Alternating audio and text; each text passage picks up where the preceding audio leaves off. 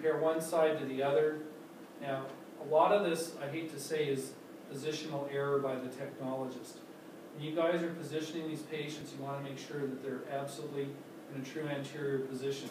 If they have their head turned off to the side, shame on you.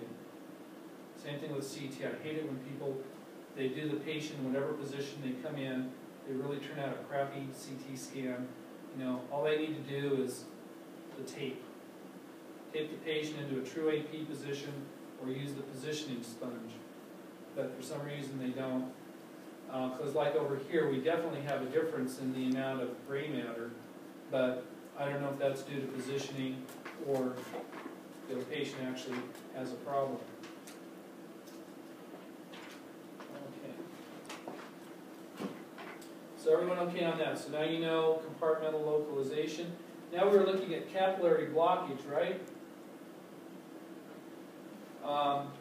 Capillary blockage is where you create a particle larger than a red blood cell, and that's MAA. One of the big things they're going to be asking you as far as radiopharmaceuticals go is, you know, some of the radiopharmaceuticals we're concerned with as far as particle size is MAA and sulfur colloid. Okay, the MAA has to be larger than a red blood cell. How large is a red blood cell?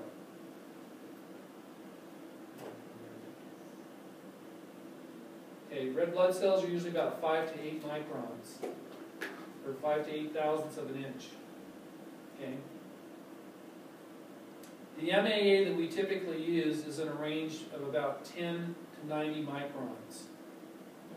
And one of the quality control tests that we do on it is we look at it under a microscope with a slide that's called a hemocytometer.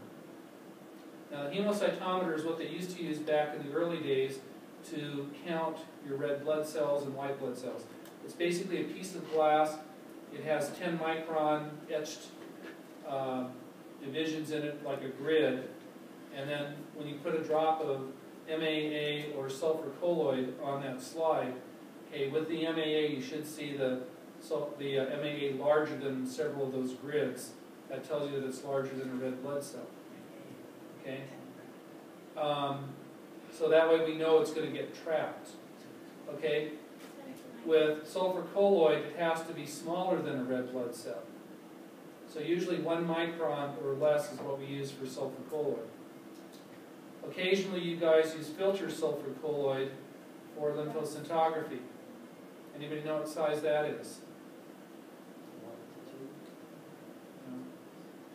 Mr. Singh, how large is the sulfur colloid that you use for your lymphoscintigraphy?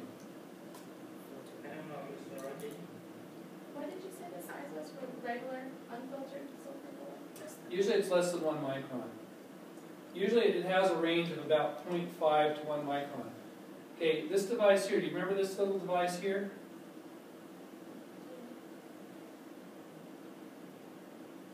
This is the device that you put on the end of your syringe when you're drawing up your sulfur colloid. It's similar to this, not this one exactly, but this is called a millipore filter. And it limits the particles to 0.22 microns. Okay. This is what we use to provide sterility on radiopharmaceuticals when we're preparing them. This will filter out bacteria. Okay? Because if you remember, a red blood cell is 8 microns. Most bacteria are larger than, they're about the same size or larger than 8 microns. So this will filter out anything smaller than 0.22 microns. Okay? This is how we maintain sterility on our generator. Okay, what I have here, this is actually attached to my molybdenum technetium generator. So this is the aluminum column that they talk about here. And then I've glued the molybdenum onto it. And so basically what we do is we have the saline, I'll go over that again with you guys a little bit later. So let's take a look at MAA for a second. And again, like you said, it's used for looking at the respiratory system and what we call the lung perfusion. The filtered sulfur colloid, what is the size of that? It's 0.2, it's 0.2 microns or less. So 2 microns. Yeah.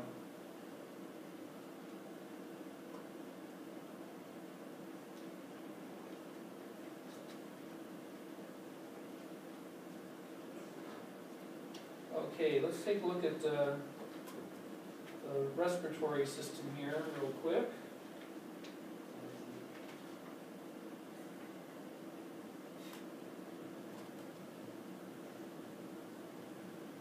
Okay,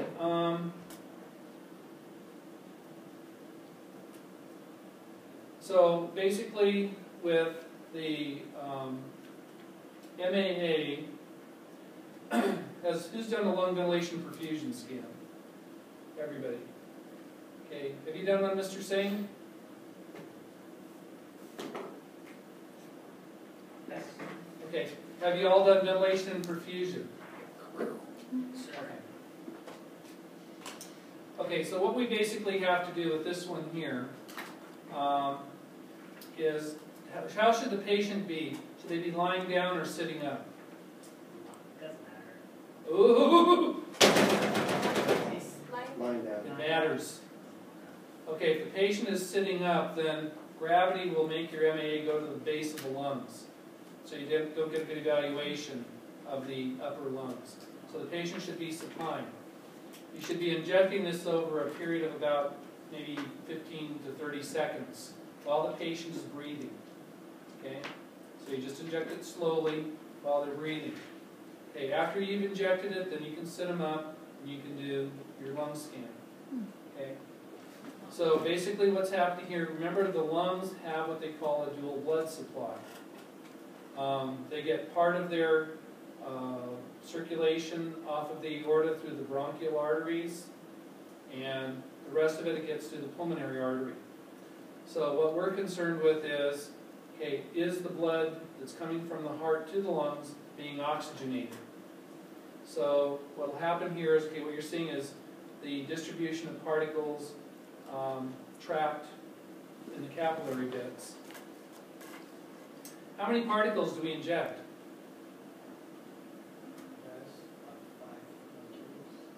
Well, we inject 5 millicuries, but that's the activity. But how many particles? 500,000.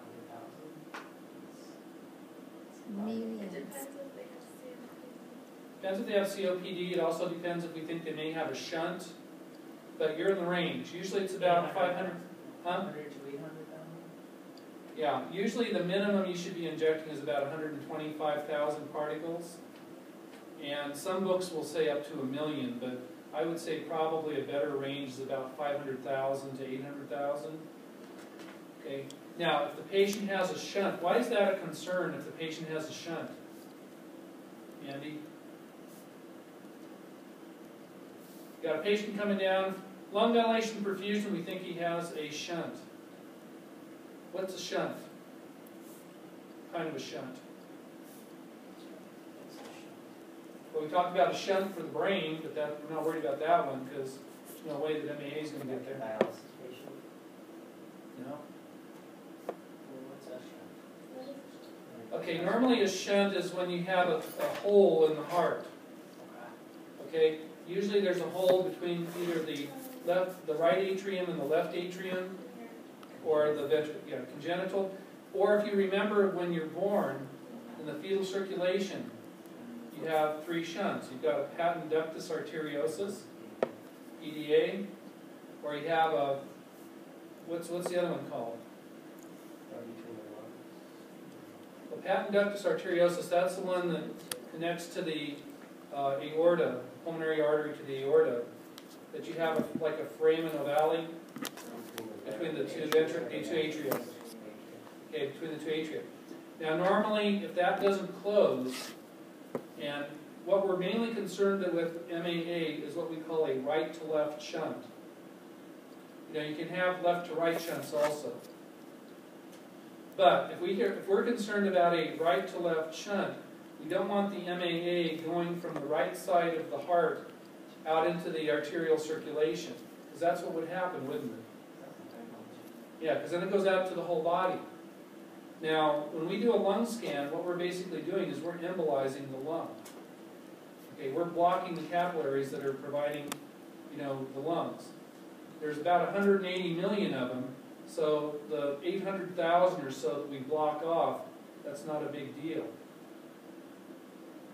But if this stuff gets out into the main circulation, now you're embolizing the brain, the kidneys, and the other organs. So it's a little bit more serious now. I really don't want to give somebody a stroke. Okay? So that's why, knowing if they have a right to left shunt is serious business for us. Now, sometimes we use the MAA to quantify a shunt. In other words, if I inject 100,000 particles, and I've got 80,000 particles in the lungs, I've got 20,000 particles out in the systemic circulation, that tells me that this patient has a 20% shunt, doesn't it? Because 100% of my MAA should go to the lungs. If I inject 100,000 particles, I would expect 100,000 particles in each lung. And not only that, I would expect 50,000 particles in each lung. I would expect it equally divided. Because that's another test that we use this for, quantification. If somebody has pulmonary hypertension because one of their lungs is so scarred up and diseased, we need to know which lung needs to get removed. Because if we don't get rid of that pulmonary hypertension, the heart's going to go into failure, and then the patient's going to die anyway. So sometimes when we evaluate which lung to cut out, like if this was a quantification study, this lung over here is going out, the right lung is going to be gone. Because it's not getting any blood, and all it's doing is creating a back pressure that makes the heart work harder. Is that also for like lobectomies, if they're going to remove a lobe? Yeah.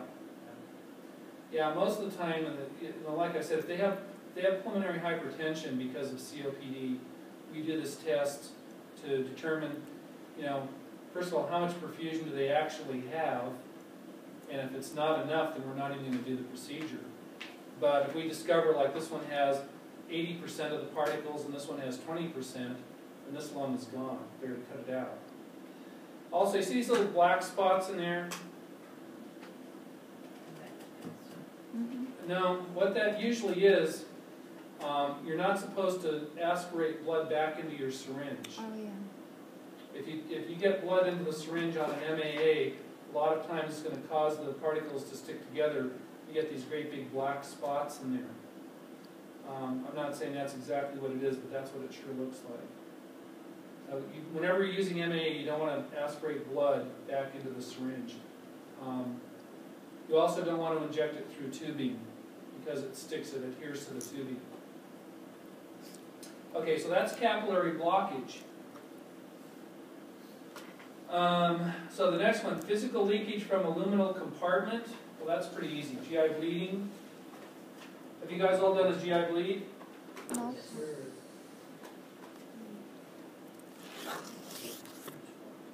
Was it positive or negative?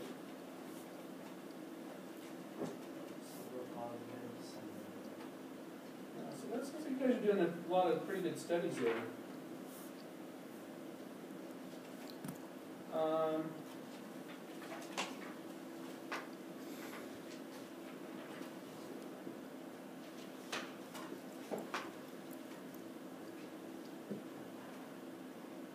Now, okay, so basically you either labeled some red blood cells or you can use sulfur colloid for a GI bleed study. One of the questions you'll see on your board exams, you guys all see that okay down there? Or? Yeah. Okay.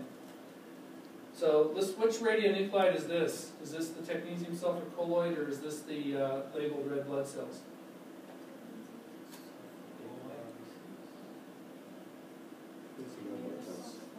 Okay, one sulfur colloid. That goes to the stomach.